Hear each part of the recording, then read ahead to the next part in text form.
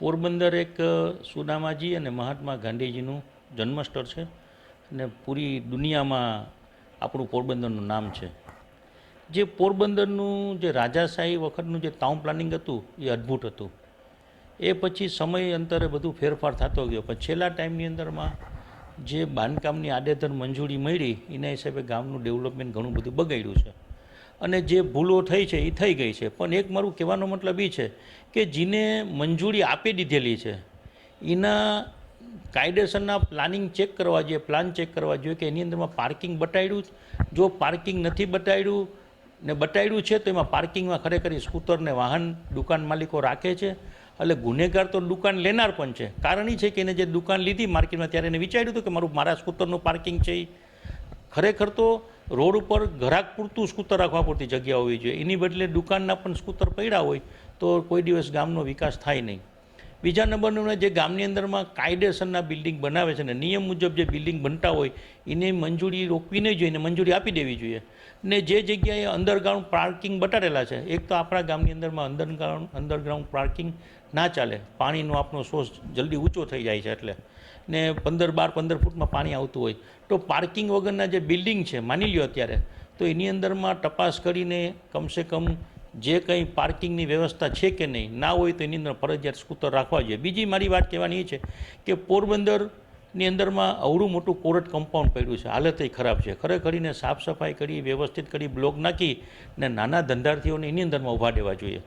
જેમ આપણે એક દિવસ ચાઇનીઝ બજાર એક જગ્યાએ કર્યું હતું એ પ્રમાણે આપણને એક માર્કેટ બની જાય અને શનિ રવિવારની અંદરમાં જે માર્કેટો ભરાય છે ચોપાટી આગળ, આખી ચોપાટી બગડે, એની બદલે પાર્ટી પ્લોટની અંદર એને બેસવા દેવા જોઈએ, જેથી કરીને લોકોને અવર જવરમાં તકલીફ ના પડે. અને આ ગામ આપણું છે, આ ગામની અંદરમાં આપણે સુધારો કરવો પડે. આની અંદરમાં કમિશનર સાહેબે હવે ડેવલપમેન્ટ કરતાં પહેલાં ગામના વિવિધ ક્ષેત્રના લોકોને, રાજકીય સામાજિક આગેવાનોને બોલાવી ને એની સાથે ડેવલપમેન્ટ આવતા દિવસ માટે શું કરવું એ પણ વિચારવું જોઈએ. કારણ એ છે કે અધિકારી છે તેમ પરેડી હોય છે, ક્યારે એની બદલી થઈ જાય, પણ ગામ આપણું છે, આપણે રોજના રહેવાના છે. એટલે રાજકીય માણસોએ પણ આની અંદરમાં વિચાર કરીને બધાએ ભેગું રહેવું જોઈએ.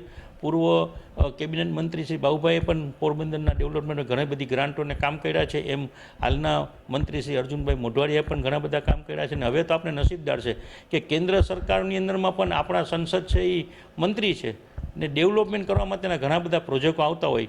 એટલે હવે ગામની અંદરમાં આડેધડ ચાલવું ના જોઈએ. જે ભૂલ થઈ ગઈ એ થઈ ગઈ, પણ હવે એ ના થવું જોઈએ. અને હજી પણ હું તો એમ કહું છું કે જે બિલ્ડિંગોની અંદરમાં રૂપિયા જ કમાવા માટે આડેધડ બિલ્ડિંગ બન્યા છે એની તપાસ તો થવી જ જોઈએ. હકીકત છે, કારણ ગામના વિકાસની વાત છે, કોઈ વ્યક્તિ કે કોઈની અરે વાંધો નથી, પણ આ ક્યાં સુધી આપણે ચલાવશું ને આવું આવું ચાલશે તો આવતી પેઢી માટે શું થશે? પોરબંદર માણસ જન્મે છે તેના પગ વધે છે પણ જમીન નથી વધતી, એ પણ વિચારવું જોઈએ. દરેક સમાજને લાગુ પડતો વિષય છે અને અંદર એના કારણે ઘણી બધી મુસીબતો ગામમાં. આજે ખરીદી કરવા કોઈ બૈરારે જવું હોય તો ટ્રાફિકની સમસ્યાઓ છે, કોઈ જગ્યાએ જાહેર લેટ્રિન બાથરૂમ સારા નથી, એ પણ કોઈ વિચારતું નથી. એટલે આપણે અપેક્ષા એ રાખીએ કે બધા ગામની અંદરમાં સારા લોકો ભેગા થઈને આયોજનની અંદરમાં રહી કલેક્ટરશ્રી, કમિશનરશ્રી, એસપી સાહેબની કામગીરીના ભાગરૂપે બધાને સાથે બોલાવીને મેળાવડો કરવો જોઈએ. ભૂતકાળમાં જે કંઈ ભૂલો કરી છે અને એની તપાસ થવી જ જોઈએ કે ખરેખરમાં પાર્કિંગને બધી વ્યવસ્થા એને બતાવી પ્લાન પ્રમાણે છે કે નહીં. એ તો સ્વાભાવિક છે કે એ તો ખોટું છે, ખોટું જ છે, એ નહીં ચલાવવું જોઈએ કોઈએ. ના, એ તો હવે બધાએ સાથે મળીને વિચારવું પડશે, કારણ કે ભવિષ્યમાં ભૂલો થઈ છે. ચેરમેનોએ મંજૂરી આપી, નગરપાલિકે કે ટાઉન પ્લાનર છે એ મંજૂરી આપે એ જ કાયદેસરની ગણવામાં આવે આમ તો નિયમ મુજબ. હવે તો નગરપાલિકા નથી, મહાનગરપાલિકા બની છે. એટલે ઘણી બધી ગામની અંદરમાં મુસીબતો છે એ દૂર કરવી જ પડે, નહીંતર ગામનું ડેવલપમેન્ટ નહીં થાય. ને જે પ્રમાણે સરકાર પોરબંદર માટે ઈચ્છી રહી છે એના માટે પણ વિચારવું પડશે. એ તો આખા દેશની અંદરમાં અત્યારે પ્રશ્ન ઊભો છે ને જ્યાં જરૂર પડે સરકાર કાઢે છે. જ્યાં ડેવલપમેન્ટ પડશે અને સરકારી જગ્યા હોય તો કાઢવાના જ છે, એમાં તો આપણે કંઈ રોકી નથી શકવાના ને નડતર નથી ને નાના વર્ગના લોકો રહેતા હોય તો એને કાયદેસર કરી દેવા જોઈએ. હું તો એમાંય કહું છું, આમાં તો દોષિત તો કોને ગણવા, બધાની ભૂલો છે જેને કરી હોય એને.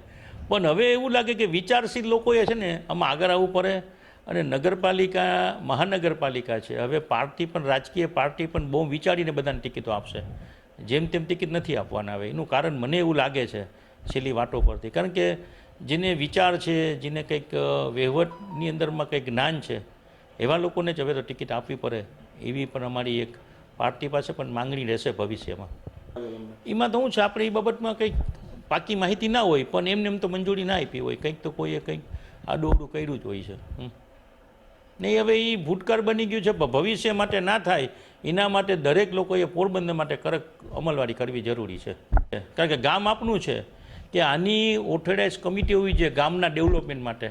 અધિકારીઓની સાથે એના પણ વિચાર વિમર્શ થવા જોઈએ કે ભાઈ અમારું ગામ છે, અમારા ગામની અંદરમાં હવે આ જરૂરિયાત છે. હવે પાર્કિંગ માટેનો મોટો પ્રશ્ન છે. મોટા શહેરોની અંદરમાં 2-2, 3-3, 4-4 માળના પાર્કિંગ પણ થાય છે. એ પાર્કિંગની પણ વ્યવસ્થા કરવી જોઈએ. હવે માને કે સુદામા ચોક છે આજે, તો એની પરિસ્થિતિ શું ખરાબ છે, તો સુદામા ચોકમાં હું તો એવું વિચારું છે કે નીચે પાર્કિંગ નહીં, 3 કે 4 માળનું પાર્કિંગ કરીને ખરેખર પણ ત્યાં થવું જોઈએ.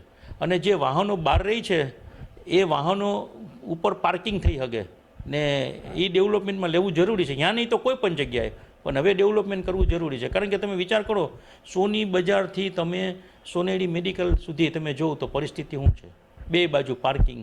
પછી તમે આર્ય સમાજ રોડ જુઓ, તમે સ્વાગત હોટલ છે એ રોડની હાલત જુઓ, તમે જે બેંકું છે તો બેંકની અંદરમાં ઓછામાં ઓછા 500 જણા આખા દિવસના પૈસા લે વેચ કરવા આવતા હોય, મૂકવા આવતા હોય, એના બધાના સ્કૂટરો બહાર પડ્યા. તો જેને જ્યારે મંજૂરી આપી છે એને વિચાર્યું નહીં કે ભાઈ આ બેંકને મંજૂરી આપી આપણે, તો એના પાર્કિંગ ક્યાં, એ પોતાના મેનેજરને એની અંદરના સ્ટાફના પણ પાર્કિંગ અંદર નથી થતા.